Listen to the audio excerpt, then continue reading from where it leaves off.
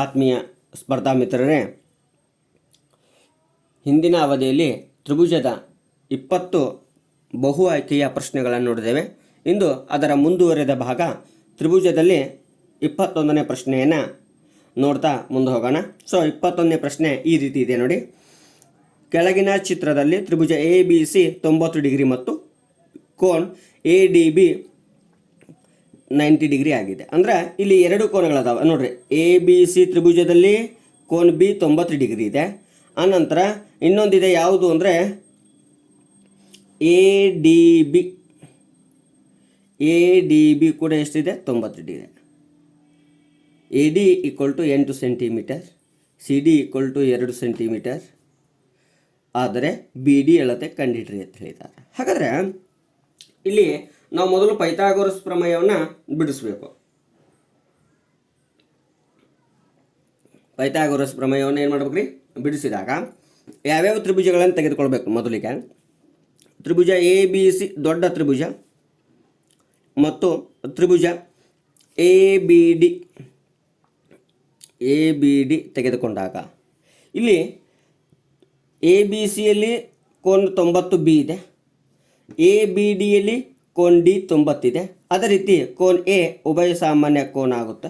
So ಕೋನ ಸಮರೂಪತೆಯ ನಿರ್ಧಾರಕ ಗುಣದ ಮೇಲೆ ಇವು ಎರಡೂ ತ್ರಿಭುಜಗಳು ಏನಕ್ಕಾವ ಅಂದ್ರೆ ಸಮರೂಪ ತ್ರಿಭುಜಗಳಾಕಾವ. ಆಮೇಲೆ ಇವುಗಳ ಅನುರೂಪ ಬಾಹುಗಳನ್ನು ನಾವು ಬರೆದಾಗ ಯಾವ್ಯಾವ ಆಗ್ತದೆ ನೋಡ್ರಿ.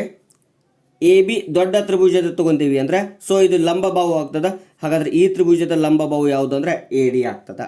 ಹಾಗಾದ್ರೆ A B by A D. ಅದೇ ರೀತಿಯಾಗಿ ದೊಡ್ಡ ತ್ರಿಭುಜದ ವಿಕರ್ಣ ಎ ಸಿ ತಗೊಂಡಾಗ ಸಣ್ಣ ತ್ರಿಭುಜದ ವಿಕರ್ಣ ಯಾವುದಾಗ್ತದೆ ಅಂದರೆ ಎ ಬಿ ಆಗ್ತದೆ. ಹಾಗಾಗಿ ಇಲ್ಲಿ A B square equal to A D into A C. ಹಾಗಾದರೆ ಎ ಡಿ ಸಿಕ್ಕಿದೆ, ಎ ಸಿ ಸಿಕ್ಕಿದೆ, ಹಾಕಿಬಿಡೋಣ.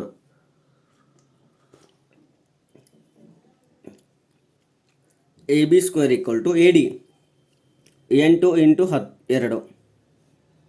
ಹಾಗಾದರೆ A B square equal to 16 ಆಯಿತು. So A B equal to ಎಷ್ಟಾಗುತ್ತೆ? 4 ಆಗುತ್ತೆ, 16ರ ವರ್ಗಮೂಲ. ಸೊ ಅದೇ ರೀತಿಯಾಗಿ ತ್ರಿಭುಜ ಎ ಬಿ ಸಿ ಮತ್ತು ಬಿ ಡಿ ಸಿಯನ್ನು ತೆಗೆದುಕೊಂಡಾಗ ಇವುಗಳು ಕೋನ ಬಿಗೆ ಸಮ, ಕೋನ ಡಿ ಲಂಬ ಕೋನ, ಕೋನ ಸಿ ಉಭಯ ಸಾಮಾನ್ಯ ಕೋನ.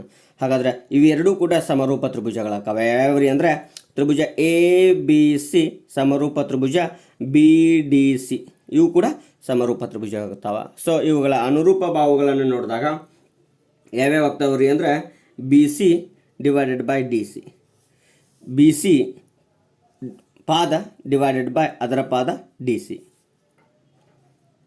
ಅದೇ ರೀತಿಯಾಗಿ ಇನ್ನು ದೊಡ್ಡ ತ್ರಿಭುಜದ ವಿಕರ್ಣ ಎ ಸಿ, ಸಣ್ಣ ತ್ರಿಭುಜದ ವಿಕರ್ಣ B C. So B C square equal to D C into A C. ಹಾಗಾದರೆ ಇಲ್ಲಿ ಸ್ವಲ್ಪ ಹಿಂದಿನ ಸಮಸ್ಯೆಯನ್ನು ಸ್ವಲ್ಪ ನೋಡ್ತೇನೆ ರೀ. ಎ ಸಿ ಅಂದರೆ 8 + 2 10 ಆಗಬೇಕಾಗುತ್ತೆ. ನಾವು 2 ಹಚ್ಚಿ ತಪ್ಪಾಗುತ್ತೆ. 10 80 ಆಯಿತು. ಸೊ ಇದು ಏಟಾಗ್ತದೆ ಅಂದ್ರೆ √80 ಆಯಿತು. ಅದನ್ನು ಹೊಡೆದಾಗ ಅದನ್ನು ಭಾಗ ಮಾಡಿದಾಗ 16 5 80, 4 ಇಂಟು √5 ಬರುತ್ತೆ. ಸೊ ಡಿ ಸಿ ಅಂದರೆ 2 ಇದೆ, ಎ ಸಿ ಅಂದರೆ 10 ಇದೆ. ಸೊ ಇದು ಎಷ್ಟಾಯ್ತು? 20 ಆಯಿತು. ಇದನ್ನು ಬಿ ಸಿ ಈಕ್ವಲ್ ಟು ತೊಗೊಂಡಾಗ ಎಷ್ಟಾಗುತ್ತೆ ಅಂದರೆ 2 √5 ಆಗುತ್ತೆ. ಹಾಗಾದ್ರೆ ನೋಡ್ರಿ ಬಿ ಸಿ ಅಂದ್ರೆ ನಮಗೆ ಸಿಕ್ತು ಎಷ್ಟು? 2 ಇಂಟು √5 ಸಿಕ್ತು, 2 ಇಂಟು √5 ಸಿಕ್ತು. ಹಾಗಾದರೆ ಸರಳವಾಗಿ ನಾವೇನು ಮಾಡ್ಬೋದು? ಬಿ ಡಿಯನ್ನು ಕಂಡುಹಿಡಿಬೋದು. ಹೆಂಗೆ ಬಿ ಡಿ ಕಂಡುಹಿಡಿತೀವಿ ನೋಡ್ರಿ. ಲಂಬಕೋನ ತ್ರಿಭುಜ ತಗೋದ್ಕೊಂಡ್ರೆ ಬಿ ಡಿ ಸಿ ವಿಕರ್ಣ ಯಾವುದು? B C square equal to B D square plus D C square. B C square ಅಂದರೆ ಸಿಕ್ಕತ್ತೆ ನಮಗೆ ಎಷ್ಟು? 20. B D square plus D C ಅಂದರೆ 2 ಸ್ಕ್ವೇರ್ ಅಂದರೆ 4. 20 - 4 equal to B D square. 16 equal to B D square. Root 16 equal to B D square, sorry B D. Root 16ರ ವರ್ಗಮೂಲ 4 equal to B D. ಹಾಗಾದರೆ B D ಅಂದರೆ ಎಷ್ಟು ಬತ್ರಿ? 4 centimetre. ಸರಿಯಾದ ಉತ್ತರ ಯಾವುದು? 4 ಸೆಂಟಿಮೀಟರ್ ಆಗಿದೆ. ಅದಾದಮೇಲೆ 22ನೇ ಪ್ರಶ್ನೆ ನೋಡಿದಾಗ, ಕೆಳಗಿನ ಚಿತ್ರದಲ್ಲಿ ಎ ಬಿ ಸಿ ಈ ತ್ರಿಭುಜ, ಎ ವೈ ಎಕ್ಸ್ ಈ ತ್ರಿಭುಜ, ದೊಡ್ಡ ತ್ರಿಭುಜ ಮತ್ತು ಅದರಲ್ಲಿನ ಸಣ್ಣ ತ್ರಿಭುಜ ಏನಾಗ್ಯಾವ್ರಿ? ಸಮರೂಪ ತ್ರಿಭುಜಗಳಾಗ್ಯಾವ. ಹಾಗಾದ್ರೆ ಅವುಗಳ ಅನುಪಾತ ಕೇಳಿದಾನ. ನೋಡ್ರಿ, ಇಲ್ಲಿ 3 ಅನುಪಾತ ಕೊಟ್ಟಿದ್ದಾನ ಅಂದ್ರೆ ನಾವು ಎಲ್ಲಿ ಹೋಗಬೇಕು ಅಂದರೆ ಆ ಟೇಲ್ಸ್ನ ಉಪಪ್ರಮೇಯಗಳ ಹೋಗಬೇಕು. ನೋಡೋಣ ಒಂದೊಂದಾಗಿ. A Y divided by A C ಆಗಬೇಕು. ಇಲ್ಲಿ A X divided by A C ಆಗಿದೆ, ಇದು ತಪ್ಪು. ನೆಕ್ಸ್ಟ್ ನೋಡ್ರಿ, A X divided by A B ಆಗಬೇಕು. ಇಲ್ಲಿ ಎ ವೈ ಬರೋದಲ್ಲ, ಅಥವಾ ಸಣ್ಣ ತ್ರಿಭುಜ ಪ್ರಕಾರ ತೊಗೊಂಡ್ರೂ ನಡೀತೈತಿ. ನೋಡಿರಿ, ಸಣ್ಣ ತ್ರಿಭುಜ ಮತ್ತು ದೊಡ್ಡ ತ್ರಿಭುಜ ತೊಗೋಬೋದು. ಏನು ಸಣ್ಣ ತ್ರಿಭುಜ ಫಸ್ಟಿಗೆ ತೊಗೋಬೋದು, ಇಲ್ಲ ದೊಡ್ಡ ತ್ರಿಭುಜ ತೊಗೋಬೋದು. A B divided by A X ಆಗಬೇಕು. ಇಲ್ಲಿ ಏನಿದೆ? A B divided by A Y ಇದೆ. Next A B divided by A X, A C divided by A Y, right. Next B C divided by X Y. ಹಾಗಾದರೆ ಇಲ್ಲಿ ಸರಿಯಾದ ಉತ್ತರ ಯಾವುದು ಅಂದರೆ ಸಿ ಆಗಿದೆ. ನೋಡ್ರಿ, A B divided by A X, ದೊಡ್ಡ ತ್ರಿಭುಜ ಸಣ್ಣ ತ್ರಿಭುಜ ಅನುಪಾತ, ದೊಡ್ಡ ತ್ರಿಭುಜ ಸಣ್ಣ ತ್ರಿಭುಜ ಬಾವಿನ ಅನುಪಾತ, ಇನ್ನು ದೊಡ್ಡ ತ್ರಿಭುಜ ಸಣ್ಣ ತ್ರಿಭುಜದ ಬಾವಿನ ಅನುಪಾತ. ಸೊ ಸರಿಯಾದ ಉತ್ತರ ಯಾವುದು ಅಂದರೆ ಆಪ್ಷನ್ ಸಿ ಆಗುತ್ತೆ. ಎಸ್. 3ನೇ ಪ್ರಶ್ನೆ ನೋಡಿದಾಗ, ಈ ಕೆಳಗಿನ ಚಿತ್ರದಲ್ಲಿ ಡಿ ಇ ಸಮಾಂತರ ಬಿ ಸಿ, ಈ ಡಿ ಇ ಬಿ ಸಿಗೆ ಸಮಾಂತರ ಆಗೈತೆ. ಹಾಗಾದ್ರೆ ನಾವು ಇವು ಎರಡು ಸಮರೂಪ ತ್ರಿಭುಜಗಳನ್ನು ತಿಳ್ಕೊಬೋದು. ಎ ಡಿ ಎಷ್ಟು ಕೊಟ್ಟಿದ್ದಾರೆ ಮತ್ತು ಎ ಡಿ ಎ ಬಿ ಅನುಪಾತ ಕೊಟ್ಟಿದ್ದಾರೆ. So 1:2. B C equal to 6 centimetre, B C equal to 6 centimetre. ಹಾಗಾದರೆ ಡಿ ಇ ಕಂಡುಹಿಡೀರಿ. ಹಾಗಾದ್ರೆ ನೋಡಿರಿ, A D divided by A B equal to, A D ಸಣ್ಣ ತ್ರಿಭುಜ ತೊಗೊಂಡ್ರೆ ಸಣ್ಣ ತ್ರಿಭುಜ ತೊಗೋಬೇಕು, D E divided by B C. ಯಾರು ಹೇಳ್ತಾರೆ ಅಂದ್ರೆ ಟೇಲ್ಸ್ ಉಪಪ್ರಮೇಯ ಹೇಳ್ತದ್ರಿ, ಉಪಪ್ರಮೇಯ. ಹಾಗಾದರೆ A D divided by A B ಅನುಪಾತ 1:2. ಡಿ ಇ ಗೊತ್ತಿಲ್ಲ, ಬಿ ಸಿ ಈಕ್ವಲ್ ಟು 6 ಇದೆ. ಸೊ 6 ಈ ಕಡೆ ಊರೆ ಗುಣಾಕಾರ ಮಾಡಿದಾಗ 6/2 ಈಕ್ವಲ್ ಟು ಡಿ ಇ ಆಗುತ್ತೆ. 2 1 2 3. ಹಾಗಾದರೆ ಡಿ ಇ ಈಕ್ವಲ್ ಟು ಎಷ್ಟು ಸೆಂಟಿಮೀಟರ್ ಅಂದ್ರೆ 3 ಸೆಂಟಿಮೀಟರ್. ಎಲ್ಲಿದೆ ರೀ? ಆಪ್ಷನ್ ಸಿ 3 ಸೆಂಟಿಮೀಟರ್ ಇದೆ. ನೆಕ್ಸ್ಟ್ 24ನೇ ಪ್ರಶ್ನೆ ನೋಡಿದಾಗ, ಕೊಟ್ಟಿರುವ ಚಿತ್ರದಲ್ಲಿ ತ್ರಿಭುಜ ಎ ಬಿ ಸಿ ಸಮರೂಪ ತ್ರಿಭುಜ ಪಿ ಕ್ಯೂ ಎಸ್. ಈ ಎ ಬಿ ಸಿ ಮತ್ತು ಪಿ ಕ್ಯೂ ಸಿಗಳು ಹೆಂಗದಾವ? ಸಮರೂಪ ತ್ರಿಭುಜಗಳವ. ಹಾಗಾದರೆ ಯಾವ ಆಧಾರದ ಮೇಲೆ ಆಗ್ಯಾವ ನೋಡ್ರಿ? ಇದು ಕೋನ, ಯಾವುದು? ಶೃಂಗಾಭಿಮುಖ ಕೋನ. ಹಾಗಾದ್ರೆ ಕೋನ ಬಿ ಸಮ ಕೋನ ಕ್ಯೂ ಪರ್ಯಾಯ ಕೋನಗಳು. ಕೋನ ಆಮೇಲೆ ಇವು ಏನಾಗ್ಯಾವ ಅಂದ್ರೆ ಲಂಬ ಕೋನ ಆಗಿರ್ಬೋದು, ಇವು ಕೂಡ ಪರ್ಯಾಯ ಕೋನಗಳನ್ನು ತೆಗೆದುಕೊಳ್ಬೋದು. ಹಾಗಾದ್ರೆ ಅವುಗಳ ಎದುರಿನ ಬಾಹುಗಳು ಅನುರೂಪ ಬಾಹುಗಳಾಗಿರ್ತಾವೆ. ಹಾಗಾದರೆ ಎ ಬಿ ಮತ್ತು ಪಿ ಕ್ಯೂ ಅನುರೂಪ ಬಾಹು. ಹಾಗಾದರೆ A B divided by P Q ಆಗಿರ್ಬೋದು, ಅಥವಾ P Q divided by A B ಆಗಿರ್ಬೋದು. Yes, A B divided by P Q ಎಲ್ಲಿದೆ ನೋಡ್ರಿ? ಇಲ್ಲಿದೆ, ಇಲ್ಲಿದೆ. ಹಾಗಾದರೆ ಇವು ಎರಡೂ ಅಲ್ಲ, ಒಂದು ಕುಲ. ನೆಕ್ಸ್ಟ್ ಕೋನ ಬಿಗೆ ಸಮ ಕೋನ ಕ್ಯೂ ಇದೆ. ಹಾಗಾದ್ರೆ ಬಿ ಎ ಎದುರಿನ ಬಾಹು ಎ ಸಿ, ಕ್ಯೂನ ಎದುರಿನ ಬಾಹು C P. A C by P C, A C by P C ಎಲ್ಲಿದೆ ನೋಡ್ರಿ? A C by P C ಇಲ್ಲಿದೆ. ಹಾಗಾದರೆ ಇದು ಕೂಡ ಅಲ್ಲ, A C by P C. ಹಾಗಾದರೆ ಸರಿಯಾದ ಉತ್ತರ ಯಾವುದು ಅಂದರೆ ಆಪ್ಷನ್ ಡಿ ಆಗಿದೆ. ಆಪ್ಷನ್ ಡಿ ಆಗಿದೆ. ಈ ರೀತಿ ಅನುರೂಪ ಬಾಹುಗಳನ್ನು ನಾವೇನು ಮಾಡ್ಬೋದು? ಗುರುತಿಸ್ಬೋದು. ಎಸ್, ತ್ರಿಭುಜ ಎ ಬಿ ಸಿ ಮತ್ತು ಡಿ ಇ ಎಫ್ಗಳು ಬಾಹುಗಳು A B by D E equal to B C by E F equal to A C by D F. ಅಂದ್ರೆ ಅನುರೂಪ ಬಾಹುಗಳು ಸಮಾನುಪಾತದಲ್ಲಿದ್ದಾಗ ಅವುಗಳ ಕೋನಗಳು ಸಮನಾಗಿರ್ತಾವ. ಓಕೆ, ಹಾಗಾದರೆ ಗುರುತಿಸ್ಬೇಕು ಅಂದರೆ ಮೊದಲು ನಾವು ತ್ರಿಭುಜವನ್ನು ತಗೋಬೇಕು. ಗುರುತಿಸ್ಬೇಕು ಅಂದರೆ ಮೊದಲು ನಾವು ತ್ರಿಭುಜ ತಗೋಬೇಕು.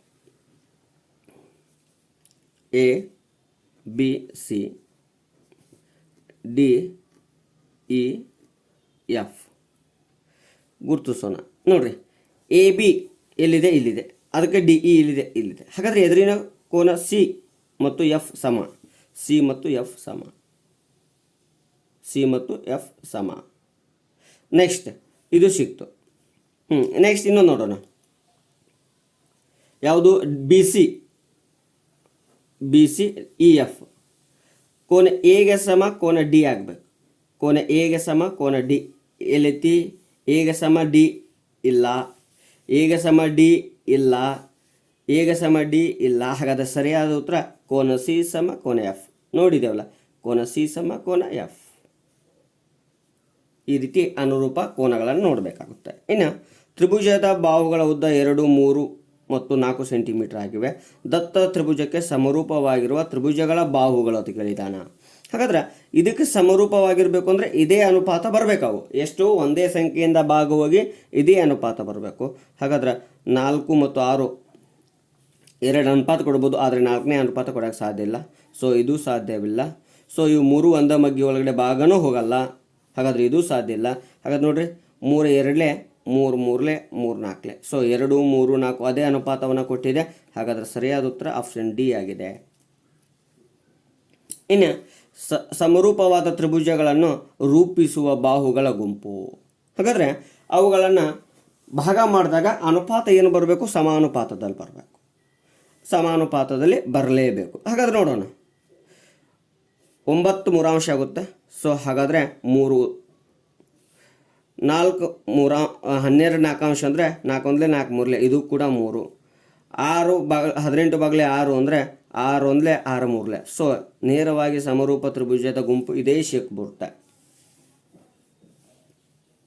ಯಾಕಂದರೆ ಇವುಗಳ ಅನುಪಾತ ಎಷ್ಟು ಬರುತ್ತೆ? 3 ಬರುತ್ತೆ. ಸೊ ಸಮಾನುಪಾತದಲ್ಲದಾವ. ಇದನ್ನು ನೋಡಿದಾಗ 1 ಮೂರಾಂಶ ಬರುತ್ತೆ. 4 10 ಭಾಗಾಕಾರ ಮಾಡಿದಾಗ 2 5 ಬರುತ್ತೆ. ಸೊ ಇದು ಸಿಗಲ್ಲ. ಇನ್ನು 3 ಮತ್ತು 2 3 2 ಅಂಶ ಬರಬೇಕು. 4 4 4 ಬಾಗಿಲೆ 4 ಐತಿ, 1 ಬರುತ್ತೆ. ಸೊ ಇದು ಬರಲ್ಲ. 2 4 6 6. ಸೊ 4 ಅನುಪಾತ 1 ಬತ್ತು. ಸೊ ಸಮಾನುಪಾತದಲ್ಲಿ ಇಲ್ಲ. ಹಾಗಾದರೆ ಇದು ಕೂಡ ಬರಲ್ಲ. ಸರಿಯಾದ ಉತ್ತರ ಆಪ್ಷನ್ ಎ ಆಗಿದೆ. ಇನ್ನು 28ನೇ ಪ್ರಶ್ನೆಯನ್ನು ನೋಡಿದಾಗ ABCD ಸಮಾಂತರ ಚತುರ್ಭುಜದಲ್ಲಿ ಸಮಾಂತರ ಚತುರ್ಭುಜದಲ್ಲಿ PUBCಯ ಮೇಲಿರುವ ಒಂದು ಬಿಂದು ತ್ರಿಭುಜ DCP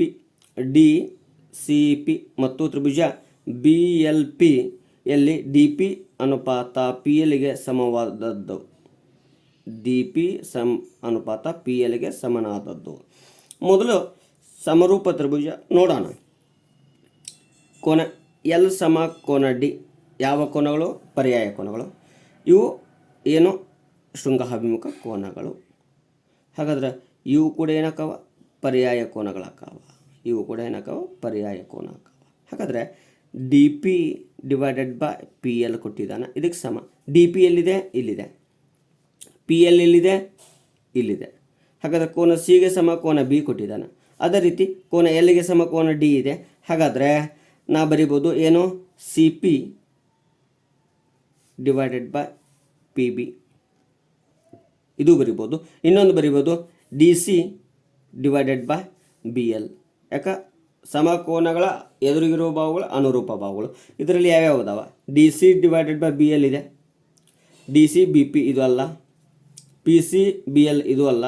PC PL ಇದು ಅಲ್ಲ. ಹಾಗಾದರೆ ಸರಿಯಾದ ಉತ್ತರ ಆಪ್ಷನ್ ಎ ಆಗಿದೆ. ಇಲ್ಲಿದೆ. ಸೊ ಇದಾದರೂ ಕೊಡ್ಬೋದವ, ಇದಾದರೂ ಕೊಡ್ಬೋದು. ಸೊ ಇದನ್ನು ಕೊಟ್ಟಿದ್ದಾನ ಅಂದರೆ ಇಲ್ಲಿ ಹುಡುಕಾಡಿದಾಗ ಇವು ಎರಡರಲ್ಲಿ ಒಂದು ಹುಡುಕಾಡಬೇಕು. ಸೊ ಇದು ಒಂದೇ ಇದೆ. ಹಾಗಾದರೆ ಸರಿಯಾದ ಉತ್ತರ ಯಾವುದು? DC ಅನುಪಾತ BL. DC ಅನುಪಾತ BL. ತ್ರಿಭುಜ ABCಯಲ್ಲಿರುವ ಬಾಹುಗಳ ಉದ್ದ 5 ಸೆಂಟಿಮೀಟರ್, 6 ಸೆಂಟಿಮೀಟರ್ ಮತ್ತು 7 ಸೆಂಟಿಮೀಟರ್. DEFನ ಸುತ್ತಳತೆ 360 ಸೆಂಟಿಮೀಟರ್. ತ್ರಿಭುಜ ABC ಸಮರೂಪ ತ್ರಿಭುಜ DEF ಆದರೆ ABC ಮತ್ತು DEFಗಳ ಸುತ್ತಳತೆ ಕಂಡುಹಿಡಿಯಿರಿ. ಸುತ್ತಳತೆಗಳ ಅನುಪಾತ ಕೇಳಿದಾನವ. ಸೊ ಇಲ್ಲಿ ಒಂದು ತ್ರಿಭುಜ ಸುತ್ತಳತೆ ಕೊಟ್ಟಿದ್ದಾನ. ಎಷ್ಟು? ತ್ರಿಭುಜ ABC ಸುತ್ತಳತೆ ಅನುಪಾತ ತ್ರಿಭುಜ DEF ಸುತ್ತಳತೆ. ಸೊ ABCಯ ಬಾಹುಗಳ ಮೊತ್ತ, ತ್ರಿಭುಜದ ಬಾಹುಗಳ ಮೊತ್ತನೇ ಏನಾಗಿರ್ತದೆ ಅಂದ್ರೆ ಸುತ್ತಳತೆ ಆಗಿರ್ತದೆ. ಸೊ 5 6 7 ಎಷ್ಟಾಗುತ್ತೆ ಅಂದರೆ ಕೂಡಿಸಿದಾಗ 18 ಆಗುತ್ತೆ. 18 ಸೆಂಟಿಮೀಟರ್. ಈಗಾಗಲೇ ಏನು ಹೇಳಿದಾನವ? ಡಿ ಇ ಎಫ್ನ ಸುತ್ತಳತೆ 360 ಸೆಂಟಿಮೀಟರ್ ಅಂದಾನ, 360 ಸೆಂಟಿಮೀಟರ್. ಸೊ 18 ಒಂದಲೇ 18 ಎರಡಲೇ 0ಗೆ 0. ಸೊ 1:20. ಸರಿಯಾದ ಉತ್ತರ ಆಪ್ಷನ್ ಸಿ, 1:20. ಇನ್ನು ಎ ಬಿ ಸಿ ಮತ್ತು ಡಿ ಇ ಎಫ್ ಸಮರೂಪ ತ್ರಿಭುಜಗಳದಾವ. ರಚನೆ ಮಾಡ್ಕೊಳ್ಳೋಣ. ಚಿತ್ರ ರಚನೆ ಸುಮ್ಮನೆ ಒಂದು ಚಿತ್ರ, ರಫ್ ಚಿತ್ರ ನಮ್ಮ ಮುಂದಿತ್ತು ಅಂದ್ರೆ ಸೊ ಸರಿಯಾದ ಉತ್ತರವನ್ನು ಬಹುಬೇಗ ನಾವೇನು ಮಾಡ್ಬೋದು, ರಚಿಸ್ಕೊಳ್ಬೋದು. A B C D E F. ಕೋನ ಎಗೆ ಸಮ ಕೋನ ಡಿ, ಕೋನ ಬಿಗೆ ಸಮ ಕೋನ ಇ. ಹಾಗಾದ್ರೆ ಕೋನ ಸಿಗೆ ಸಮ ಕೋನ ಎಫ್ ಆಗಲೇಬೇಕು. ಹಾಗಾದ್ರೆ ಇಲ್ಲಿ ಕೊಟ್ಟಂಥ ಅನುಪಾತಗಳು ಸರಿಯಾದಾವಿಲ್ಲ ನೋಡ್ರಿ. A C square by D F, A C by D F ಅಷ್ಟೇ ತಗೊಳ್ಳೋಣ. ಎ ಸಿ ಕೋನ ಬಿಗೆ ಸಮ ಕೋನ ಇ ಎಸ್, ಇದನ್ನು ಒಪ್ಪಬಹುದು. ನೆಕ್ಸ್ಟ್ ಎ ಬಿ ಕೋನ ಸಿಗೆ ಸಮ ಡಿ ಇ, ಸೊ ಇದು ಅಲ್ಲ. ನೆಕ್ಸ್ಟ್ ಎ ಸಿ ಕೋನ ಬಿಗೆ ಸಮ ಕೋನ ಇ ಅಂದರೆ ಡಿ ಎಫ್, ಇದು ಕೂಡ ಅಲ್ಲ. ಬಿ ಸಿ ಸ್ಕ್ವೇರ್ ಕೊಟ್ಟಿದ್ದಾನ, ಹಾಗಾದ್ರೆ ಕೋನ ಎ ಎದುರಿನ ಬಾವು, ಹಾಗಾದ್ರೆ ಕೋನ ಡಿ ಎದುರಿನ ಬಾವು ಇ ಎಫ್, ಇದು ಕೂಡ ಅಲ್ಲ. ಹಾಗಾದ್ರೆ ಸರಿಯಾದ ಉತ್ತರ ಆಪ್ಷನ್ ಎ ಆಗಿದೆ. ಇನ್ನು 31ನೇ ಪ್ರಶ್ನೆ ಈ ರೀತಿ ಇದೆ ನೋಡಿ. ತ್ರಿಭುಜ ಎ ಬಿ ಸಿ ಸಮರೂಪ ತ್ರಿಭುಜ ಡಿ ಇ ಎಫ್ ಆದರೆ ತ್ರಿಭುಜ ಎ ಬಿ ಸಿಯ ವಿಸ್ತೀರ್ಣ 45 ಸೆಂಟಿಮೀಟರ್ ಸ್ಕ್ವೇರ್ ಮತ್ತು ತ್ರಿಭುಜ ತ್ರಿಭುಜ ಡಿ ಇ ಎಫ್ನ ವಿಸ್ತೀರ್ಣ 20 ಸೆಂಟಿಮೀಟರ್ ಸ್ಕ್ವೇರ್ ಇದೆ. ತ್ರಿಭುಜ ಎ ಬಿ ಸಿಯ ಒಂದು ಬಾವು 3:6 ಸೆಂಟಿಮೀಟರ್ ಆದರೆ ತ್ರಿಭುಜ ಡಿ ಇ ಎಫ್ನಲ್ಲಿ ಅನುರೂಪ ಬಾಹುಗಳ ಉದ್ದ ಕೇಳಿದಾನೆ. ಹಾಗಾದರೆ ಆ ವಿಸ್ತೀರ್ಣಗಳನ್ನು ಬರ್ಕೋತಾ ಇದ್ದೆ ನೋಡ್ರಿ. 45 / 20 ಈಕ್ವಲ್ ಟು ಒಂದು ಬಾವಿನ ಅನುಪಾತ ಕೊಟ್ಟಾನ 3, ಎಷ್ಟು ಕೊಟ್ಟಾನ 3.6. ಹಾಗಾದರೆ ಇನ್ನೊಂದು ಕೊಟ್ಟಿಲ್ಲ ಅಂದರೆ ಅದನ್ನು ಎಕ್ಸ್ ಅಂತ ತೆಗೆದುಕೊಳ್ಳೋಣ. ಸೊ ಈ ಬಾಹುಗಳ ವರ್ಗಗಳ ಅನುಪಾತದಲ್ಲಿ ಸಮಾನುಪಾತದಲ್ಲಿ ಇರ್ತದೆ ಅಂತ ಹೇಳಿದಾನೆ. ಸೊ ವರ್ಗಗಳ ಅನುಪಾತದಲ್ಲಿ ನೋಡಿದ್ದೇವೆ. ಹಾಗಾದ್ರೆ ನೋಡ್ರಿ 45 × 20. ಸೊ ಅಂದರೆ ಇದು 45 ಇದೆ, ಹೌದ್ರಿ. ಇದು ಈ ಸೈಡ್ ಕಳಿಸ್ತಿದೆ ನೋಡ್ರಿ 36 × 36, ಯಾಕಂದರೆ ವರ್ಗ ಅಂದಿದ್ದಾನೆ. ಸೊ ಇದು x². ಓರೆ ಗುಣಾಕಾರ ಮಾಡ್ತೇನೆ ರೀ. ಹಾಗಾದರೆ ಎಕ್ಸ್ ಇಲ್ಲೇ ಬರುತ್ತೆ, x² ಉಳಿಯುತ್ತೆ. 3.6 × 3.6 × 20 ಭಾಗಲೇ 45. ಭಾಗಲೇ ಎಷ್ಟು ರೀ? 45. ಹಾಗಾದ್ರೆ ನೋಡ್ರಿ 4 5 20 ಅಥವಾ 5 4 20, 5 9 45, 5 9 45. ಹಾಗಾದ್ರೆ ನೋಡ್ರಿ ನೆಕ್ಸ್ಟ್ 9 1 9 0.4 36. ಸೊ 36 × 4 4 16, 1 ಬಿಟ್ ಪಾಯಿಂಟ್ ಅಂದರೆ 1.6. ಸೊ 36 × 16 ಗುಣಾಕಾರ ಮಾಡೋಣ. ಮೊದಲಿಗೆ ಬಿಂದು ಬಿಡೋಣ. ಸೊ 36 × 16 ಮಾಡಿದಾಗ ನಮ್ಗೆ ಎಷ್ಟು ಬರ್ತದ್ರಿ ಅಂದರೆ 576 ಬರುತ್ತೆ. ಬಿಂದುವಿನ ನಂತರ 2 ಸ್ಥಾನ, ಸೊ 2 ಬಿಂದು ನಂತರ ಕೊಡೋಣ. ಈಕ್ವಲ್ ಟು x² ಇದೆ. x √ of 5.76. 576 ವರ್ಗಮೂಲ 24. ಸೊ ಬಿಂದುವಿನ ನಂತರ 2 ಸ್ಥಾನದಲ್ಲಿ ವರ್ಗ ಸಂಖ್ಯೆ ಐತಿ ಅಂದರೆ ಬಿಂದುವಿನ ನಂತರ 1 ಸ್ಥಾನದಲ್ಲಿ ಏನಿರುತ್ತೆ ಅಂದರೆ ವರ್ಗಮೂಲ ಇರುತ್ತೆ. ಸೊ ಸರಿಯಾದ ಉತ್ತರ ಎಷ್ಟು ಅಂದರೆ 2.4 ಸೆಂಟಿಮೀಟರ್ ಇದೆ. ಹಾಗಾದರೆ ಆಪ್ಷನ್ ಯಾವುದು ಸರಿಯಾಗಿದೆ ಅಂದರೆ ಆಪ್ಷನ್ ಬಿ ಏನಾಗಿದೆ ಅಂದರೆ ಸರಿಯಾಗಿದೆ ನೋಡ್ರಿ, 2.4 ಸೆಂಟಿಮೀಟರ್. ಅದೇ ರೀತಿಯಾಗಿ 32ನೇ ನೋಡಿದಾಗ 2 ಸಮರೂಪ ತ್ರಿಭುಜಗಳ ಸುತ್ತಳತೆ 4:1 ಅನುಪಾತದಲ್ಲಿದ್ದರೆ ಅವುಗಳ ವಿಸ್ತೀರ್ಣಗಳ ಅನುಪಾತ ಕೇಳಿದಾನೆ. ಸೊ ಸುತ್ತಳತೆಯೂ ಕೂಡ ಏನಾಗಿರ್ತದೆ ಅಂದ್ರೆ ಅದರ ವರ್ಗಗಳ ಅನುಪಾತಕ್ಕೆ ವಿಸ್ತೀರ್ಣ ಏನಾಗ್ತದೆ ಅಂದ್ರೆ ಸಮಾನುಪಾತದಲ್ಲಿರ್ತದೆ. 4ರ ವರ್ಗ 16, 1ರ ವರ್ಗ 1 ಅಂದರೆ 16:1. ಇನ್ನು ಅದಾದಮೇಲೆ ಕೆಳಗಿನವುಗಳಲ್ಲಿ ಸರಿಯಾದ ಹೇಳಿಕೆ ಯಾವುದು ಅಂತ ಕೇಳಿದಾನೆ. ಹಾಗಾದರೆ ಎಲ್ಲ ಆಯತಗಳು ಸಮರೂಪಿಗಳು. ಹಾಗಾದರೆ ಎಲ್ಲ ಆಯತಗಳು ಸಮರೂಪಿಗಳು ಹೌದು, ಆದರೆ ಅವುಗಳನ್ನು ಸಮರೂಪತೆ ನಿರ್ಧಾರಕ ಗುಣದ ಮೇಲೆ ಏನು ಮಾಡೋಕ್ಕೆ ಬರಲ್ಲ ರೀ ಅಂದರೆ ಸಾಧನೆ ಮಾಡೋಕ್ಕೆ ಬರಲ್ಲ. ಅದಾದಮೇಲೆ ಎಲ್ಲ ವಜ್ರಾಕೃತಿಗಳು ಸಮರೂಪಗಳು. ಹೌದು, ಎಲ್ಲ ವಜ್ರಾಕೃತಿಗಳು ಸಮರೂಪಿಗಳಿರ್ತಾವೆ, ಬಟ್ ಕೋನಗಳ ಆಧಾರದ ಮೇಲೆ ಅವುಗಳನ್ನು ಸಮರೂಪತೆ ನಿರ್ಧಾರಕ ಗುಣ ಸಾಧನೆ ಮಾಡೋಕ್ಕೆ ಸಾಧ್ಯ ಇಲ್ಲ. ಯಾಕಪ್ಪ ಅಂದರೆ ವಜ್ರಾಕೃತಿಯಲ್ಲಿ ಅಭಿಮುಖ ಕೋನಗಳು ಮಾತ್ರ ಸಮಾನಾಗಿರ್ತಾವ, ಹೀಗಾಗಿ ಮಾಡೋಕ್ಕೂ ಸಾಧ್ಯ ಇಲ್ಲ. ಇನ್ನು ಎಲ್ಲ ಲಂಬಕೋನ ತ್ರಿಭುಜಗಳು ಸಮರೂಪಗಳು. ಎಲ್ಲ ಲಂಬಕೋನಗಳು ಸಮರೂಪತೆ ಅನ್ನಕ್ಕೆ ಬರೋಲ್ಲ. ಯಾಕಪ್ಪ ಅಂದರೆ ಸಮದ್ವಿಬಾಹು ಲಂಬಕೋನಗಳು ಮಾತ್ರ ಸಮರೂಪತೆ ಅಕ್ಕಾವ, ಉಳಿದೆಲ್ಲ ಇದು ಆಗಲ್ಲ. ಅದೇ ರೀತಿಯಾಗಿ ಎಲ್ಲ ಸಮಬಾಹುಗಳು ಸಮರೂಪಿಗಳದಾವ. ಹಾಗಾದರೆ ಇಲ್ಲಿ ಎಲ್ಲ ಬಾಹುಗಳು ಕೂಡ ಏನಾಗಿರ್ತಾವ ಅಂದ್ರೆ ಸಮರೂಪಿಗಳಾಗಿರ್ತಾವ. ಹಾಗಾದರೆ ಯಾಕಪ್ಪ ಅಂದರೆ ಬಾಹುಗಳ ಅನುಪಾತ ಸಮ ಆಗಬೇಕು. ಯಾಕಂದರೆ ನೋಡ್ರಿ, ಒಂದು ತ್ರಿಭುಜದಲ್ಲಿ 3 ಬಾಹುಗಳು 4 ಸೆಂಟಿಮೀಟರ್ ಇದ್ದರೆ ಇನ್ನೊಂದು ತ್ರಿಭುಜದಲ್ಲಿ 3 ಬಾಹುಗಳು 3 ಸೆಂಟಿಮೀಟರ್ ಇರ್ಬೋದು. ಸೊ ಅನುಪಾತ ಸಮ ಆಗ್ತದೆ. ಹಾಗಾದರೆ ಇಲ್ಲಿ ಏನಾಗ್ತದೆ ಅಂದರೆ ಎಲ್ಲ ಸಮಬಾಹುಗಳ ತ್ರಿಭುಜಗಳು ಸಮರೂಪಿಗಳಾಗಿರ್ತವೆ. ಯಾಕಂದರೆ ಎಲ್ಲ ಸಮಬಾಹುಗಳ ತ್ರಿಭುಜಗಳ ಒಳಕೋನಗಳ ಮೊತ್ತ 60 ಡಿಗ್ರಿಗೆ ಸಮನಾಗಿರುತ್ತೆ. ಹೀಗಾಗಿ ಎಲ್ಲ ಸಮಬಾಹು ತ್ರಿಭುಜಗಳು ಏನಾಗಿರ್ತಾವ, ಸಮರೂಪಿಗಳಾಗಿರ್ತಾವೆ. ಸೊ 34ನೇ ನೋಡ್ಗ, ತ್ರಿಭುಜ ಎ ಬಿ ಸಿನ ವಿಸ್ತೀರ್ಣ 144 ಚದರ ಸೆಂಟಿಮೀಟರ್ ಮತ್ತು ತ್ರಿಭುಜ ಪಿ ಕ್ಯೂ ಆರ್ನ ವಿಸ್ತೀರ್ಣ 25 ಚದರ ಸೆಂಟಿಮೀಟರ್ ಆದರೆ ಎ ಬಿ ಸಿ ಎತ್ತರ 6 ಸೆಂಟಿಮೀಟರ್. ಅಂದ್ರೆ ತ್ರಿಭುಜ ಎ ಬಿ ಸಿ ಎತ್ತರ 6 ಸೆಂಟಿಮೀಟರ್ ಐತಿ ಅಂದರೆ ನಾವು ತ್ರಿಭುಜ ಪಿ ಕ್ಯೂ ಆರ್ನ ಎತ್ತರವನ್ನೇ ಕಂಡುಹಿಡಿಬೇಕು, ಬೇರೆ ಕಂಡುಹಿಡಿಯೋಕೆ ಬರೋದಿಲ್ಲ. ನೋಡ್ರಿ, ಪ್ರಶ್ನೆಯನ್ನು ಓದ್ತಾ ಹೋಗ್ತಿದ್ದೀನಿ ನಿನ್ನೆಮೆ. ಸೊ ಕ್ಲಿಯರಾಗಿ ಕಂಡಿಲ್ಲ, ಇಲ್ಲಿ ಪ್ರಶ್ನೆ ಇದೆ ನೋಡ್ರಿ, ಪ್ರಶ್ನೆಯನ್ನು ಓದ್ತಾ ಹೋಗ್ತಿದ್ದೇನೆ. ತ್ರಿಭುಜ ಎ ಬಿ ಸಿನ ವಿಸ್ತೀರ್ಣ 144 ಚದರ ಸೆಂಟಿಮೀಟರ್ ಮತ್ತು ತ್ರಿಭುಜ ಪಿ ಕ್ಯೂ ಆರ್ನ ವಿಸ್ತೀರ್ಣ 25 ಚದರ ಸೆಂಟಿಮೀಟರ್. ತ್ರಿಭುಜ ಎ ಬಿ ಸಿಯ ಎತ್ತರ 6 ಸೆಂಟಿಮೀಟರ್ ಮತ್ತು ತ್ರಿಭುಜ ಎ ಬಿ ಸಿ ಮತ್ತು ಪಿ ಕ್ಯೂ ಆರ್ಗಳು ಏನದಾವ ಅಂದ್ರೆ ಸಮರೂಪ ತ್ರಿಭುಜಗಳದಾವ. ಹಾಗಾದರೆ ತ್ರಿಭುಜ ಪಿ ಕ್ಯೂ ಆರ್ನ ಏನು ಕೇಳ್ಯಾನಂದ್ರೆ ಅನುರೂಪವಾದ ಎತ್ತರವನ್ನು ಕೇಳಿದಾನವ. ಹಾಗಾದರೆ ಎತ್ತರವನ್ನು ಕಂಡುಹಿಡಿಯೋಣ. ನೋಡ್ರಿ, ವಿಸ್ತೀರ್ಣ 144 ಭಾಗಲೇ 25 ಅನುಪಾತ, ಇನ್ನು ಎತ್ತರಗಳ ಅನುಪಾತ 6 ಭಾಗಲೇ ಅದು ಎಕ್ಸ್ ಆಗಿರಲಿ. ಸೊ ಅದರ ವರ್ಗಕ್ಕೆ ಸಮ ಆಗಿರ್ತದೆ. ಇನ್ನು ವರ್ಗಮೂಲವನ್ನು ಮಾಡಿದಾಗ ಏನು ಮಾಡಿದಾಗ್ರಿ, ವರ್ಗಮೂಲ ಮಾಡ್ತೀನಿ ರೀ. ಹಾಗಾದರೆ root of 144 divided by 25 equal to root of 6 divided by X whole square. Square root cancel ಆಗುತ್ತೆ ರೀ, ಇಲ್ಲಿ ಸ್ಕ್ವೇರ್ ರೂಟ ಕ್ಯಾನ್ಸಲ್ ಆಗುತ್ತಾ. 144ರ ವರ್ಗಮೂಲ 12, 25ರ ವರ್ಗಮೂಲ 5 equal to 6x. So 6 1 6 2 12.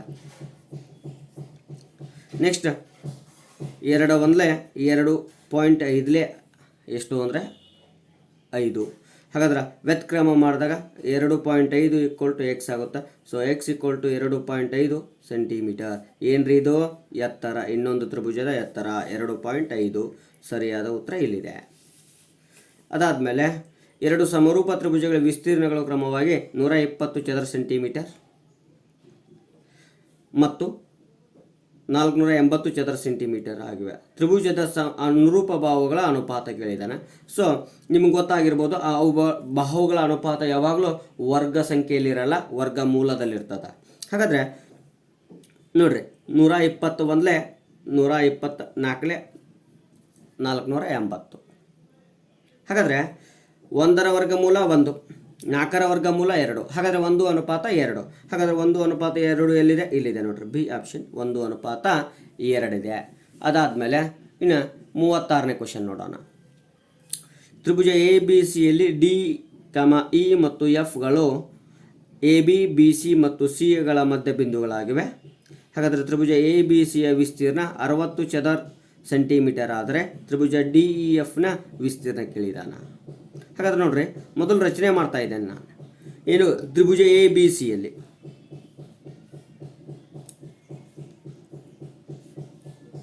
A B ಸಿಯಲ್ಲಿ ಹಾಗಾದರೆ ಡಿ ಇ ಮತ್ತು ಎಫ್ಗಳು A B, B C, C ಎಗಳ ಮಧ್ಯ ಬಿಂದುಗಳು ಅಂತ ಹೇಳಿದಾನೆ. D E F. ಹಾಗಾದ್ರೆ ಅವುಗಳನ್ನು ಸೇರಿಸೋಣ.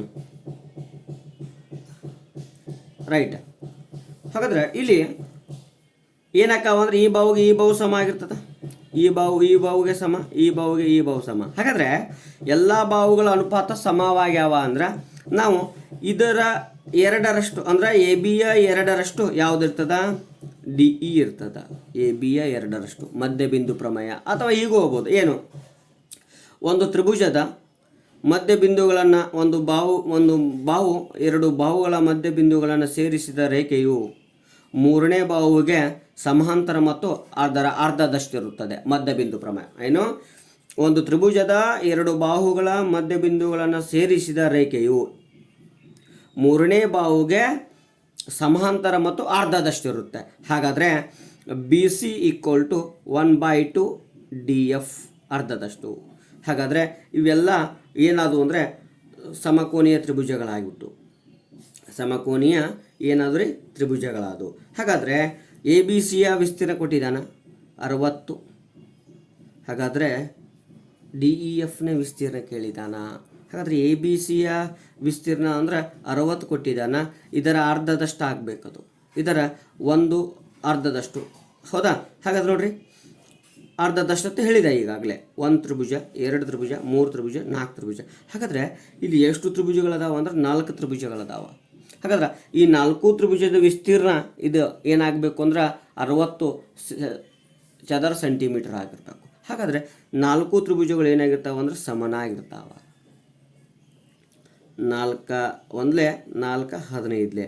ಹಾಗಾದರೆ 4 ತ್ರಿಭುಜದ ವಿಸ್ತೀರ್ಣ ಸೇರಿದಾಗ ನೋಡಿದರೆ ಎಷ್ಟಾಗುತ್ತೆ ಅಂದ್ರೆ 15 ಸ್ಕ್ವೇರ್ ಸೆಂಟಿಮೀಟರ್ ಆಯಿತು. ಇನ್ನು ಯಾವ ತ್ರಿಭುಜ ಕೇಳಿದಾನವ, ಡಿ ಇ ಎಫ್. ಯಾವುದು ಕೇಳಿದಾನ, ಡಿ ಇ ಎಫ್ ಕೇಳಿದಾನ. ಹಾಗಾದರೆ ಇದರದ್ದು ಕೂಡ ಎಷ್ಟಾಗುತ್ತೆ, 15 ಸ್ಕ್ವೇರ್ ಸೆಂಟಿಮೀಟರ್ ಆಗುತ್ತೆ. 15 ಸ್ಕ್ವೇರ್ ಸೆಂಟಿಮೀಟರ್ ಆಗುತ್ತೆ. ಇನ್ನು ನೆಕ್ಸ್ಟ್ 37ನೇ ಪ್ರಶ್ನೆಯನ್ನು ನೋಡಿದಾಗ, ತ್ರಿಭುಜ ಪಿ ಕ್ಯೂ ಆರ್ನಲ್ಲಿ ಕೋನ್ ಪಿ ಕ್ಯೂ ಆರ್ 90 ಡಿಗ್ರಿ ಆದರೆ ಪಿ ಕ್ಯೂ ಆರ್ಗೆ ಸಂಬಂಧಿಸಿದಂತೆ ಸರಿಯಾದ ಹೇಳಿಕೆ. ನೋಡ್ರಿ, ಯಾವಾಗಲೂ ಸರಿಯಾದ ಹೇಳಿಕೆ ಕೇಳಿದಾನ ಅಂದ್ರೆ ನಾವು ಒಂದು ಲಂಬಕೋನ ತ್ರಿಭುಜವನ್ನು ರಚನೆ ಮಾಡ್ತೀನಿ ರೀ. ಯಾಕಂದರೆ 90 ಡಿಗ್ರಿ ಐತೆ ಅಂದರೆ ಅಲ್ಲಿ ಲಂಬಕೋನ ತ್ರಿಭುಜನ ಆಗಿರ್ತದ. ಲಂಬಕೋನ ತ್ರಿಭುಜ ರಚನೆ ಮಾಡ್ತಾ ಇದ್ದಾನೆ. ರೈಟ್. ಯಾವ ಕೋನ, ಕ್ಯೂ ಆರ್ ಪಿ. ಹಾಗಾದರೆ ಯಾವುದಕ್ಕೆ ಸಂಬಂಧಿಸಿದ ತ್ರಿಭುಜ ಪಿ ಕ್ಯೂ ಆರ್ಗೆ ಸಂಬಂಧಿಸಿ ಸರಿಯಾದ ಹೇಳಿಕೆ ಕೇಳಿದಾನೆ. ನೋಡ್ರಿ, ಪಿ ಆರ್ ಸ್ಕ್ವೇರ್ ವಿಕರ್ಣದ ವರ್ಗ P Q square plus Q R square. ಈ ರೀತಿಯಾಗಿ ಏನಾಗಿರ್ತದೆ ಅಂದ್ರೆ ಇರ್ತದ. ಯಾವುದು, ಪೈಥಾಗೋರಸ್ ಪ್ರಮೇಯ. ವಿಕರ್ಣದ ವರ್ಗವು ಉಳಿದೆರಡು ಬಾಹುಗಳ ವರ್ಗಗಳ ಮೊತ್ತಕ್ಕೆ ಸಮ ಆಗಿರ್ತದೆ. ಹಾಗಾದ್ರೆ ಈ ಹೇಳಿಕೆಗೆ ತಕ್ಕಂತೆ ಯಾವುದೈತೆ ನೋಡೋಣ. ಪಿ ಆರ್ ಸ್ಕ್ವೇರ್ ಇದೆ, ಪಿ ಕ್ಯೂ ಸ್ಕ್ವೇರ್ ಇದೆ, ಪ್ಲಸ್ ಕ್ಯೂ ಆರ್ ಸ್ಕ್ವೇರ್ ಇದೆ. ಹಾಗಾದರೆ ಸರಿಯಾದ ಹೇಳಿಕೆ ಯಾವುದಾಗುತ್ತೆ ಅಂದರೆ ಇದು ಆಗುತ್ತೆ. ಹಾಗಾದರೆ ಪಿ ಆರ್ ಸ್ಕ್ವೇರ್ ಅಂದರೆ ಇಲ್ಲಿ ಮೈನಸ್ ಇದೆ, ಇದು ಸಾಧ್ಯ ಇಲ್ಲ. P Q square equal to P R square minus Q R square ಅಂದರೆ ಇದು ಆಗ್ಬೋದಿತ್ತು. ಬಟ್ ಇದು Q R square minus P R square ಇದೆ, ಇದು ಸಾಧ್ಯ ಇಲ್ಲ. ಅದೇ ರೀತಿ Q R square equal to P R square minus P Q square ಆಗಬೇಕು. ಆದರೆ P Q square minus P R square ಇದೆ, ಇದು ಆಗಲು ಸಾಧ್ಯ ಇಲ್ಲ. ಹಾಗಾದರೆ ಸರಿಯಾದ ಉತ್ತರ ಆಪ್ಷನ್ ಸಿ ಆಗಿದೆ. ಇನ್ನು 38ನೇ ಪ್ರಶ್ನೆ, ಒಂದು ತ್ರಿಭುಜದಲ್ಲಿ ಅತಿ ದೊಡ್ಡ ಬಾಹುವಿನ ಮೇಲಿನ ವರ್ಗವು ಉಳಿದೆರಡು ಬಾಹುಗಳ ಮೇಲಿನ ವರ್ಗಗಳ ಮೊತ್ತಕ್ಕೆ ಸಮನಾದರೆ ಆ ಎರಡೂ ಬಾಹುಗಳು ಲಂಬಕೋನಗಳನ್ನು ಹೊಂದಿರುತ್ತವೆ. ಇದು ಯಾವ ಹೇಳಿಕೆಯಾಗಿದೆ? ನೋಡಿ, ಆ ಎರಡೂ ಬಾಹುಗಳು ಲಂಬಕೋನವನ್ನು ಹೊಂದಿರುತ್ತವೆ. ಹಾಗಾದ್ರೆ ಅದು ಯಾವ ಹೇಳಿಕೆ? ನೋಡಿ, ತೇಲ್ಸ್ನ ಪ್ರಮೇಯ ಅಂದ್ರೆ ಗೊತ್ತಿಲ್ಲ. ತೇಲ್ಸ್ನ ಪ್ರಮೇಯ ಏನು ಹೇಳ್ತದ? ಒಂದು ತ್ರಿಭುಜದ ಒಂದು ಬಾಹುವಿಗೆ ಎಳೆದ ಸಮಾಂತರ ಸರಳ ರೇಖೆಯು ಉಳಿದೆರಡು ಬಾಹುಗಳನ್ನು ಸಮಾನುಪಾತದಲ್ಲಿ ವಿಭಾಗಿಸುತ್ತದೆ. ಯಾರು? ತೇಲ್ಸ್ ಹೇಳ್ತಾನ.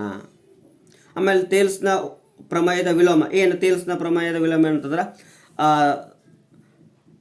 ತ್ರಿಭುಜದ ಒಂದು ಬಾಹುವಿಗೆ ಎಳೆದ ಸರಳ ರೇಖೆಯು ಉಳಿದೆರಡು ಬಾಹುಗಳನ್ನು ಸಮಾನುಪಾತದಲ್ಲಿ ವಿಭಾಗಿಸಿದರೆ ಮೂರನೇ ಬಾಹುವಿಗೆ ಅದು ಸಮಾಂತರವಾಗಿರುತ್ತದೆ ಅಂತೇಳಿ ತೇಲ್ಸ್ನ ವಿಲೋಮ ಪ್ರಮೇಯ ಹೇಳ್ತಾನ.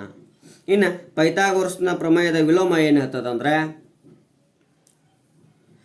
ಪೈಥಾಗೋರಸ್ನ ಪ್ರಮೇಯದ ವಿಲೋಮ ಏನು ಹೇಳ್ತದಪ್ಪ ಅಂದರೆ ಒಂದು ತ್ರಿಭುಜದ ಅತಿದೊಡ್ಡ ಬಾಹುವಿನ ಮೇಲಿನ ವರ್ಗವು ಉಳಿದೆರಡು ಬಾಹುಗಳ ಮೇಲಿನ ವರ್ಗಗಳ ಮೊತ್ತಕ್ಕೆ ಸಮನಾಗಿದ್ದರೆ ಆ ಎರಡೂ ಬಾಹುಗಳು ಲಂಬಕೋನವನ್ನು ಹೊಂದಿರುತ್ತವೆ ಅಂತೇಳಿ ಯಾರು ಹೇಳ್ತಾರೆ ಅಂದ್ರೆ ಆ ತೇಲ್ಸ್ ಪ್ರಮೇಯದ ವಿಲೋಮ ಇರುತ್ತೆ. ಪೈಥಾಗೊರಸ್ ಪ್ರಮೇಯ ಇಲ್ಲಿ ತಗ ಮಾತ್ರ ಹೇಳ್ತದೆ. ಏನು ಹೇಳ್ತದಂದ್ರೆ ಒಂದು ತ್ರಿಭುಜದ ವಿಕರ್ಣದ ಮೇಲಿನ ವರ್ಗವು ಉಳಿದೆರಡು ಬಾಹುಗಳ ವರ್ಗಗಳ ಮೊತ್ತಕ್ಕೆ ಸಮ ಹೇಳ್ತದ. ಆದರೆ ತೇಲ್ಸ್ನ ಪ್ರಮೇಯದ ವಿಲೋಮ ಯಾವುದು ಹೇಳ್ತದಂದ್ರೆ ಒಂದು ತ್ರಿಭುಜದ ಅತಿ ದೊಡ್ಡ ಬಾಹುವಿನ ಮೇಲಿನ ವರ್ಗವು ಉಳಿದೆರಡು ಬಾಹುಗಳ ಮೇಲಿನ ವರ್ಗಗಳ ಮೊತ್ತಕ್ಕೆ ಸಮನಾಗಿದ್ದರೆ ಆ ಎರಡೂ ಬಾಹುಗಳು ಲಂಬಕೋನವನ್ನು ಹೊಂದಿರುತ್ತವೆ ಅಥವಾ ಲಂಬಕೋನವನ್ನು ಉಂಟು ಮಾಡುತ್ತವೆ ಅಂತ ಹೇಳ್ತದ. ಯಾವ್ದು ಹೇಳ್ತದಂದ್ರೆ ಪೈಥಾಗೊರಸ್ ಪ್ರಮೇಯದ ವಿಲೋಮ ಹೇಳ್ತದ. ಇನ್ನು 39ನೇ ಪ್ರಶ್ನೆ ನೋಡಿದಾಗ 5 ಸೆಂಟಿಮೀಟರ್ ಇರುವ ಬಾಹುವಿನ ವರ್ಗದ ಕರ್ಣದ ಉದ್ದ. ವರ್ಗ ಅಂದರೆ ಏನು? ಒಂದು ಚೌಕವನ್ನು ಕಂಡುಹಿಡಿಯೋಣ. ನೋಡ್ರಿ 5 ಸೆಂಟಿಮೀಟರ್ 5 ಸೆಂಟಿಮೀಟರ್ 5 ಸೆಂಟಿಮೀಟರ್ 5 ಸೆಂಟಿಮೀಟರ್ ಇದೆ. ಹಾಗಾದರೆ ಅದರ ಕರ್ಣ ಕೇಳಿದಾನೆ. ಇವು ಎರಡರ ವರ್ಗಗಳ ಮೊತ್ತಕ್ಕೆ ಸಮಾನ ಅಂದರೆ ವರ್ಗ 25 + 25 ಎಷ್ಟಾಯ್ತು? 50. So √50 centimetre. √50 ಇಲ್ಲ, ಇದನ್ನು ಮತ್ತೆ ಬಿಡ್ತೀನಿ ರೀ. 25 × 2 ರೂಟ್ ಅಂತ ಬರ್ತೀನಿ ಸೆಂಟಿಮೀಟರ್. 25ರ ವರ್ಗಮೂಲ 5 √2 ನೋಡಿರಿ. ಈ ರೀತಿಯಾಗಿ 5 × 5 ವರ್ಗ ಮಾಡಿದ್ರೆ 25 ಆಯಿತು. ಸೊ ಅದರ ವರ್ಗ ಮೂಲ ಕಂಡುಹಿಡಿಬೇಕು. √50 ಆಯಿತು. √50 ಇಲ್ಲೇ ಉತ್ತರ. ಹಾಗಾದ್ರೆ ಅದನ್ನು ಇನ್ನೊಂದು ಸಲ ಹೊಡಿತೀನಿ ರೀ. 25 × 2 ಹೊಡ್ತೀನಿ. 25ರ ವರ್ಗಮೂಲ 5 ಹೊರಗಡೆ ಬಂದದ √2 ಸೆಂಟಿಮೀಟರ್. ಹಾಗಾದರೆ ಇಲ್ಲಿ 5 √2 ಸೆಂಟಿಮೀಟರ್ ಇದೆ. 5 2 ಇಲ್ಲಿದೆ, ಇಲ್ಲೈತೆ ನೋಡಿರಿ. 5 × √2 ಸೆಂಟಿಮೀಟರ್ ಇದೆ. ಸೊ 39ನೇ ಪ್ರಶ್ನೆ ಇದು. ನೆಕ್ಸ್ಟ್ ಪ್ರಶ್ನೆ ನೋಡೋಣ. 40ನೇ ಪ್ರಶ್ನೆ ನೋಡೋಣ. ABCD ವಜ್ರಾಕೃತಿಯಲ್ಲಿ ಕರ್ಣಗಳು O ಬಿಂದುವಿನಲ್ಲಿ ಛೇದಿಸಿದರೆ AC² + BD² ಕೇಳಿದಾನೆ. ಸೊ ನಾವು ಮೊದಲು ಒಂದು ವಜ್ರಾಕೃತಿಯನ್ನು ರಚನೆ ಮಾಡಿ ನೋಡ್ರಿ. ಇಲ್ಲಿ ವಜ್ರಾಕೃತಿ ಆ ನಂತರ ಕರ್ಣಗಳನ್ನು ರಚನೆ ಮಾಡಿದ್ದೇನೆ. ABCD ನೋಡ್ರಿ. ಅವ ಹೇಳ್ಯಾನ AC² + BD² ಅಂದ್ರೆ ಕರ್ಣಗಳ ವರ್ಗಗಳ ಮೊತ್ತ ಕೊಟ್ಟಿದ್ದಾನೆ. ಹಾಗಾದ್ರೆ ಮೊದಲು ವಜ್ರಾಕೃತಿಯನ್ನು ನೋಡೋಣ. ವಜ್ರಾಕೃತಿಯು ಅಂದ್ರೆ ಏನು? ಸಮಾಂತರ ಚತುರ್ಭುಜದ ಅನುಕ್ರಮ ಬಾಹುಗಳು ಸಮ, ಎರಡು ಅನುಕ್ರಮ ಬಾಹುಗಳು ಸಮ ಇದ್ದು ಅಂದರೆ ಅದನ್ನು ವಜ್ರಾಕೃತಿ ಅಂತ ಕರಿತೀವಿ. ವಜ್ರಾಕೃತಿಯ ಅಭಿಮುಖ ಕೋನಗಳು ಸಮನಾಗಿರ್ತಾವೆ. ಸೊ ವಜ್ರಾಕೃತಿಯ ಕರ್ಣಗಳು ಪರಸ್ಪರ ಲಂಬವಾಗಿ ಅರ್ಧಿಸುತ್ತವೆ. ನೆಕ್ಸ್ಟ್ ವಜ್ರಾಕೃತಿಯ 4 ಬಾಹುಗಳು ಏನಾಗಿರ್ತವೆ ಅಂದರೆ ಸಮನಾಗಿರುತ್ತವೆ. ಇನ್ನು ವಜ್ರಾಕೃತಿಯ ಕರ್ಣಗಳ ವರ್ಗಗಳ ಮೊತ್ತ 4 ಬಾಹುಗಳ ವರ್ಗಗಳ ಮೊತ್ತಕ್ಕೆ ಸಮನಾಗಿರ್ತದೆ. ಹಾಗಾಗಿ 4 ಬಾಹುಗಳ ಮೊತ್ತ 4 ಬಾಹುಗಳು ಹೆಂಗಿರ್ತಾವೆ ಅಂದ್ರೆ ವಜ್ರಾಕೃತಿಯಲ್ಲಿ ಸಮನಾಗಿರ್ತಾವೆ. ಹಾಗಾದರೆ ಅವುಗಳ ವರ್ಗಗಳ ಮೊತ್ತ ಅಂದ್ರೆ AB² + BC² + CD² + AD². ಹಾಗಾದರೆ 4 ಬಾಹುಗಳು ಸಮ ಅದಾವ ಅಂದ್ರೆ ನಾ BC ಬದಲಿ ABನೂ ಬರಿಬೋದು, DC ಬದಲಿ ABನೂ ಬರಿಬೋದು, AD ಬದಲಿ ABನೂ ಬರಿಬೋದು. ಹಾಗಾದರೆ ನೋಡಿರಿ, AB² ಆಗ್ಬೋದು, 4 BC² ಆಗ್ಬೋದು, 4 DC² ಆಗ್ಬೋದು, 4 AD² ಆಗ್ಬೋದು. ಸೊ ಇವು 4 ಉತ್ತರ ಇತ್ತು ಅಂದರೆ ಯಾವುದಾದ್ರೂ ಒಂದನ್ನು ಆಯ್ಕೆ ಮಾಡೋಣ. 4 AB² ಐತಿ, 4 AC² ಇಲ್ಲ, ಹಾಗಾದರೆ ಇದು ತಪ್ಪು. 4 BD², ಸೊ BD² ಇಲ್ಲ, ಇದು ತಪ್ಪು. 4 AO ಅಂತೂ ಓ ಇಲ್ಲೇ ಇಲ್ಲ, AO² ಇಲ್ಲ. ಹಾಗಾದರೆ ಸರಿಯಾದ ಉತ್ತರ ಯಾವುದು ಅಂದರೆ 4 AB². ಸರಿಯಾದ ಉತ್ತರ ಯಾವುದು? 4 AB² ಇದೆ. ಅದಾದಮೇಲೆ ಇನ್ನು ಒಬ್ಬ ಮನುಷ್ಯನು 15 ಮೀಟರ್ ಪಶ್ಚಿಮದ ಕಡೆಗೆ ಮತ್ತು 8 ಮೀಟರ್ ಉತ್ತರದ ಕಡೆಗೆ ಹೋಗುತ್ತಾನೆ. ಪ್ರಾರಂಭದ ಹಂತದಿಂದ ಇರುವ ದೂರ ಕೇಳಿದ ನಾವು. ಹಾಗಾದರೆ ಒಬ್ಬವ ಎಷ್ಟು ಹೋಗ್ತಾನೆ? 15 ಹೋಗ್ತಿದ್ದಾನೆ. ಹಾಗಾದರೆ 15ರ ವರ್ಗ ನಮ್ಗೆ ಗೊತ್ತಿದೆ 225. 225. ನೆಕ್ಸ್ಟ್ ಒಬ್ಬ ಉತ್ತರದ ಕಡೆ ಹೋಗ್ತಾನೆ. ಎಷ್ಟಿದೆ? 8 ಇದೆ, 64. ಒಬ್ಬ ಪಶ್ಚಿಮದ ಕಡೆ, ಒಬ್ಬ ಉತ್ತರ ಕಡೆ ಹೋಗ್ತಾನೆ. ಸೊ ಅವುಗಳ ವರ್ಗಗಳ ಮೊತ್ತ ನೋಡೋಣ ಎಷ್ಟಾಗ್ತದೆ ಅಂದರೆ 289 ಆಗುತ್ತೆ. ನೋಡ್ರಿ, ಹಾಕ್ತಾ ಇದೆ ನೋಡ್ರಿ, ಹೌದಲ್ಲ? ಹಾಂ, ಪೂರ್ವ, ಪಶ್ಚಿಮ, ಉತ್ತರ, ದಕ್ಷಿಣ. ಪೂರ್ವಕ್ಕೆ ಏನೋ ಪಶ್ಚಿಮಕ್ಕೆ ಹೋಗ್ತಿದ್ದಾನ್ರಿ. ಏನು ಪಶ್ಚಿಮಕ್ಕೆ ಎಷ್ಟು ಹೋಗ್ತಿದ್ದಾನ 15 ಕಿಲೋಮೀಟರ್. ಹಾಗಾದರೆ ಪಶ್ಚಿಮಕ್ಕೆ 15 ಕಿಲೋಮೀಟರ್, ಉತ್ತರಕ್ಕೆ 8 ಕಿಲೋಮೀಟರ್. ಹಾಗಾದರೆ ನಮಗೆ ಬೇಕಾಗಿದ್ದು ವಿಕರ್ಣ. 15ರ ವರ್ಗ 225, 8ರ ವರ್ಗ 64, ಎರಡೂ ಸೇರಿದಾಗ 289. 289ರ ವರ್ಗಮೂಲ 17. ಹಾಗಾದರೆ ಎಷ್ಟು ಸೆಂಟಿಮೀಟರ್ ಹೋಗ್ತಿದ್ದಾನ್ರಿ ಅವ? 17 ಸೆಂಟಿಮೀಟರ್. ಎಲ್ಲಿ? ಮೊದಲ ದೂರದಿಂದ ಇದ್ದಿದ್ದಾನೆ. ಎಷ್ಟು? 17 ಸೆಂಟಿಮೀಟರ್. ಇನ್ನು ಕೊನೆಯ ಪ್ರಶ್ನೆ 42ನೇದು. 17 ಮೀಟರ್ ಉದ್ದದ ಏಣಿಯೊಂದನ್ನು ನೆಲದಿಂದ 15 ಮೀಟರ್ ಎತ್ತರದಲ್ಲಿರುವ ಕಟ್ಟಡದ ಕಿಟಿಗೆ ತಾಗುವಂತೆ ಇಡಲಾಗಿದೆ. ಏಣಿಯ ಪಾದಕ್ಕೂ ಮತ್ತು ಕಟ್ಟಡಕ್ಕೆ ಇರುವಂಥ ದೂರ ನೋಡ್ರಿ. ಒಂದು ಕಟ್ಟಡ ಐತಿ, ಹೌದಾ? ನೆಕ್ಸ್ಟ್ ಒಂದು ಏನೈತಿ ಅಂದ್ರೆ ಏಣಿಯನ್ನು ಹಚ್ಚಿದ್ದೇವೆ. ಎಷ್ಟು ಮೀಟರ್ ಎತ್ತರ ಐತೆ ಕಟ್ಟಡ? 15 ಮೀಟರ್ ಇದೆ. ಏಣಿ 17 ಮೀಟರ್ ಇದೆ. ಸೊ ಆ ನೆಲದಿಂದ ಪಾದಕ್ಕಿರುವ ದೂರ ಕ್ವಶನ್ ಮಾರ್ಕ್ ಆಗುತ್ತೆ. ವಿಕರ್ಣದ ವರ್ಗದಲ್ಲಿ 15ರ ವರ್ಗ ಕಳೆದೇವಿ ಅಂದರೆ ಒಂದು ವರ್ಗ ಸಿಗುತ್ತೆ. 289 ವಿಕರ್ಣ, 15ರ ವರ್ಗ 225 ಆಗುತ್ತೆ. ಸೊ ಕಳೆದಾಗ 64 ಉತ್ತರ ಬರುತ್ತೆ. 64ರ ವರ್ಗಮೂಲ 8 ಸೆಂಟಿಮೀಟರ್. 8 ಸರಿಯಾದ ಉತ್ತರ ಎಷ್ಟು? 8 ಸೆಂಟಿಮೀಟರ್. ಸೊ ಇಲ್ಲಿವರೆಗೂ ತ್ರಿಭುಜ ಅಧ್ಯಾಯವನ್ನು ನಾವೇನು ಮಾಡಿದೇವ್ರಿ ಅಂದರೆ ಸವಿವರವಾಗಿ ಎಲ್ಲ ಪ್ರಶ್ನೆಗಳನ್ನು ನೋಡಿದ್ದೇವೆ. ಸೊ ನಿಮಗೆ ಅರ್ಥ ಆಗಿತ್ತು ಅಂದರೆ ಸಬ್ಸ್ಕ್ರೈಬ್ ಆಗಿ, ಅದೇ ರೀತಿ ಲೈಕ್ ಕೊಡಿ ಮತ್ತು ಕಮೆಂಟ್ ಮಾಡಿ, ಮತ್ತು ನಿಮ್ಮ ಫ್ರೆಂಡ್ಸ್ಗೆಲ್ಲ ಶೇರ್ ಮಾಡಿರಿ ಅಂತ ಹೇಳ್ತಾ ಇವತ್ತಿನ ಅವಧಿಯನ್ನು ಮುಗಿಸ್ತಾ ಇದ್ದೇನೆ. ಧನ್ಯವಾದಗಳು.